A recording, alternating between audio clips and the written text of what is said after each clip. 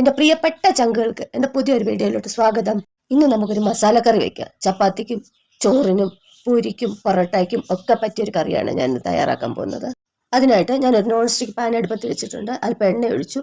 ഒരു ചെറിയൊരു സവാള ഉള്ളി, 1/2 ഇഞ്ച് നീളത്തിലുള്ള ഇഞ്ചി, ഒരു 5-6 വെളുത്തുള്ളി, ഇതെല്ലാം കൂടെ നമുക്കൊന്ന് വഴറ്റിയെടുക്കാം.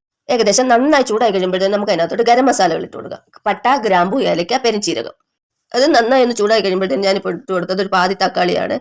ആ തക്കാളി അരിഞ്ഞത് കൂടി ഇട്ട് കൊടുത്ത് ഒന്ന് വഴറ്റാം. ഒന്ന് സോഫ്റ്റ് ആയി വരുമ്പോഴത്തേക്ക് നമുക്ക് അരമുറി തേങ്ങാപ്പീരയും കൂടെ ഇട്ട് കൊടുത്ത് ഒന്ന് വഴറ്റിയെടുക്കും. തേങ്ങാപ്പീരയിലെ ജലാംശം എല്ലാം പറ്റി കഴിയുമ്പോഴത്തേക്ക് നമുക്ക് അതിനകത്തോട്ട് മുളക് പൊടി, മല്ലിപ്പൊടി, മഞ്ഞൾപ്പൊടി കൂടി ഇട്ട് കൊടുക്കാമേ. ടീസ്പൂൺ മുളക് പൊടി, 3 ടീസ്പൂൺ മല്ലിപ്പൊടി, 1/4 ടീസ്പൂണ് മഞ്ഞൾപ്പൊടി. ഇത്ര സാധനങ്ങളാണ് എനിക്ക് ആവശ്യമായിട്ടുള്ളത്. ഈ മസാലക്കറി എങ്ങനെയാണ് വെക്കുന്നതെന്നും ഇതിന് എന്തെല്ലാം ആവശ്യമുണ്ടെന്നും ഉള്ളതാണ് ഞാനിവിടെ കാണിച്ചു തരുന്നത്.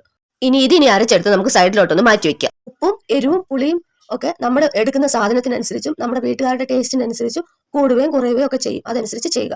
അതിനുശേഷം നമുക്ക് കോളിഫ്ലവർ എല്ലാം ഒന്ന് ക്ലീൻ ചെയ്തെടുക്കാമേ. അത് ക്ലീൻ ചെയ്തെടുത്തതിന് ശേഷം നമുക്കൊരു വിസ്താരമുള്ള ഒരു പാത്രം അടുപ്പത്തിൽ വെച്ച് അതിനകത്തോട്ട് കുറച്ച് വെള്ളം ഒഴിക്കാം. അതിൻ്റെ കൂട്ടത്തിൽ 1 സ്പൂൺ മഞ്ഞൾപ്പൊടിയും 1 സ്പൂൺ ഉപ്പും കൂടിയിട്ട് നമുക്ക് വെള്ളം ഒന്ന് നന്നായിട്ടൊന്ന് ചൂടാക്കാം.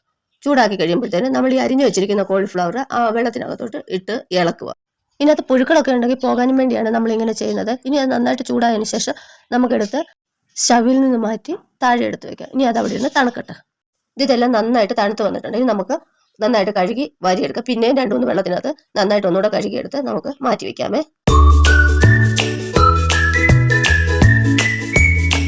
ഇനി നമുക്കൊരു പാത്രം എടുപ്പത്ത് വെക്കാം. എണ്ണ ഒഴിക്കാം. കറുവപ്പട്ട, ഗ്രാമ്പു, ഏലക്ക എല്ലാം കൂടിയിട്ട് ഒന്ന് പൊട്ടിച്ചെടുക്കാം. അതിനുശേഷം ഒരു സവാള ഉള്ളിയും ഒരു ഉരുളക്കിഴങ്ങും കൂടിയിട്ട് നമുക്കൊന്ന് വഴറ്റാം. ഇത് ഏകദേശം നന്നായിട്ടൊന്ന് ചൂടായി വരുമ്പോഴത്തേക്കും നമുക്ക് അതിനകത്തോട്ടൊരു 3 പച്ചമുളകും കൂടെ പൊളന്നിട്ടിട്ട് അതും കൂടെ ഒന്ന് വഴറ്റി കൊടുക്കാം. അതും ഒന്ന് വഴന്ന് വരുമ്പോഴത്തേക്കും നമുക്ക് ആ കഴുകി വെച്ചിരിക്കുന്ന കോളിഫ്ലവറും ഇച്ചിരി കരിയാപ്പിലയും എല്ലാം കൂടിയിട്ട് വീണ്ടും ഒന്നുകൂടെ ഒന്ന് വഴറ്റാമേ. ഒന്ന് വഴറ്റിയതിന് ശേഷം പിന്നീട് ഞാൻ ഇതിനകത്ത് ഇട്ട് കൊടുക്കുന്ന അല്പം പച്ചപ്പട്ടാണിയാണ്. അതും കൂടി ഇട്ടൊന്ന് നന്നായിട്ടൊന്ന് ഇളക്കിയതിന് ശേഷം നമുക്ക് ഇതിനാവശ്യമായ ഉപ്പും കൂടി ഇട്ട് കൊടുക്കാം. വീണ്ടും ഇളക്കാം. കടുവറ.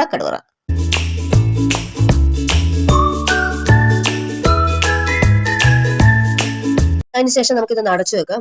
അതിനുശേഷം ഒരു 2-3 സെക്കൻഡ് കഴിയുമ്പോൾ വീണ്ടും ഒന്നുകൂടെ ഒന്ന് തുറന്നു നോക്കി വീണ്ടും ഒന്ന് ഇളക്കാം. ഒരു 5 മിനിറ്റ് ഇങ്ങനെ ചെയ്തുകൊണ്ടിരിപ്പുണ്ടായിരുന്നു. അതിനുശേഷം നമുക്ക് അല്പം മഞ്ഞൾപ്പൊടിയും കൂടി ഒന്നും കൂടെ ഒന്ന് ഇളക്കിയിട്ട് നമ്മൾ അരച്ചോണ്ട് വന്ന അരപ്പും കൂടിയിട്ട് വീണ്ടും നന്നായിട്ടൊന്ന് വഴറ്റാം. അതിനകത്ത് പച്ച മണമൊക്കെ ഉണ്ടെങ്കിൽ ഒന്ന് മാറാനായിട്ട് ജസ്റ്റ് ഒന്ന് വഴറ്റിയാൽ മതി.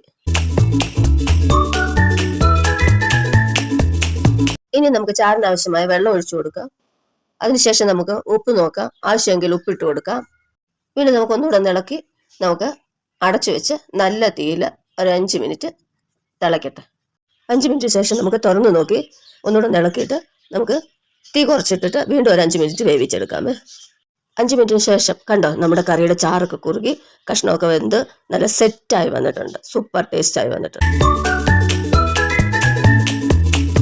ഇനിയൊന്നുമില്ല, നമുക്കൊന്ന് കടുകും കൂടെ വറുത്തെടുത്താൽ നമ്മുടെ സൂപ്പർ ടേസ്റ്റിലുള്ള കോളിഫ്ലവർ മസാലക്കറി തയ്യാറായി കഴിഞ്ഞിരിക്കുന്നു.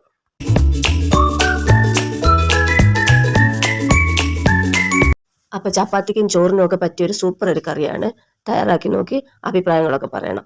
ആദ്യമായിട്ട് കാണുന്നവർ ആരെങ്കിലും ഉണ്ടെങ്കിൽ വീഡിയോ ഒന്ന് ലൈക്ക് ചെയ്യണം, ചാനൽ ഒന്ന് സബ്സ്ക്രൈബ് ചെയ്യണം. അപ്പോൾ ഇത്രയേ ഉള്ളൂ ഇന്നത്തെ വീഡിയോ. പുതിയൊരു വീഡിയോയുമായി വീണ്ടും കാണുന്നവരെ ബൈ.